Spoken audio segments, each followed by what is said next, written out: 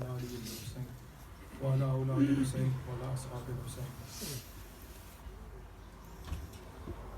You've just heard a very respected Asghar Khan recite that in every majlis Bibi Fatima attends. She comes, she sees the Messiah. In the time of Imam Rida alayhi salam, his companion by the name of Debil, he held a majlis.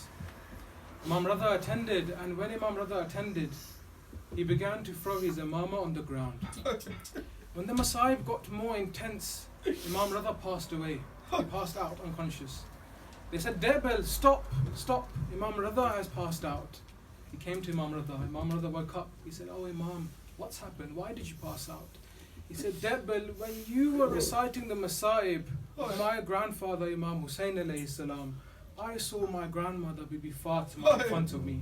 And when the Masa'ib got more intense, Bibi Fatima began slapping her own face.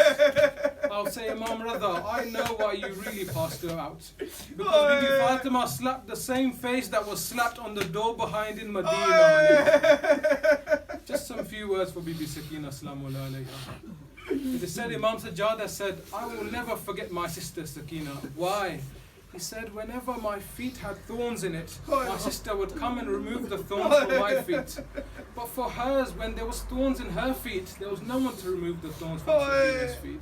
Why else Imam Sajjad? Imam Sajjad said, every day Bibi Sakina would ask me, oh my brother, where are these birds going? Imam Sajjad would say, Sakina, they are going to get their rizq, they are going to get their food. And in the evening, these birds would be going home. So my sister would ask me, oh Sajjad, where are these birds going now? She would reply, my sister, they are going back home. And she would look to Imam Sajjad and say, my brother, when will I get to go to home? But that day never came. It is narrated on the day of Ashura, Imam Hussein alayhi salam tried to push his horse forward. Zuljana, take me to the Maqtalgah one final time. But Zuljana would not move. So Imam Hussein said, Zuljana, I know you are tired. Once more, please try. Zuljana could not speak. He put his head down. Imam Hussein looked. He saw there was a 4-year-old girl holding the feet of Zuljana crying, oh Zuljana, whoever has gone to the Maqtal has not come back. Do not take my father Hussein.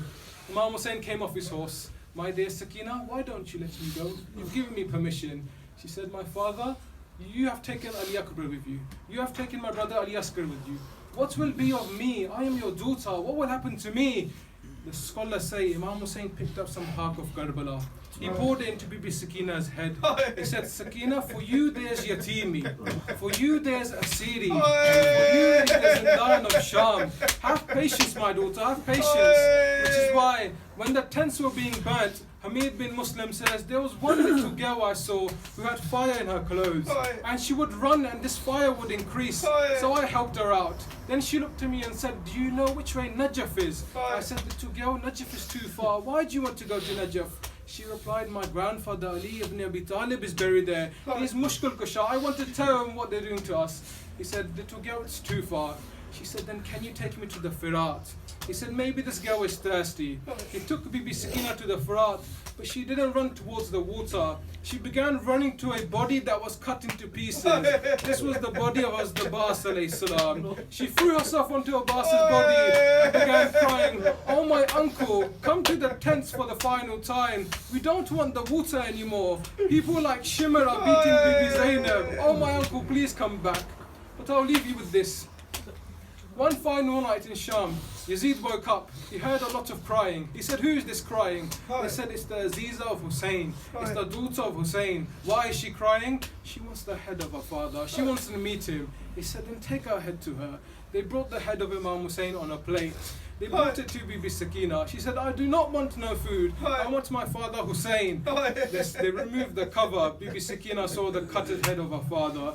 She began putting her cheeks onto the cheeks of Imam Hussein and cried out, oh my father, who has cut your veins? Why is your beard stained with your blood? Father, they did so much zulm upon me after you.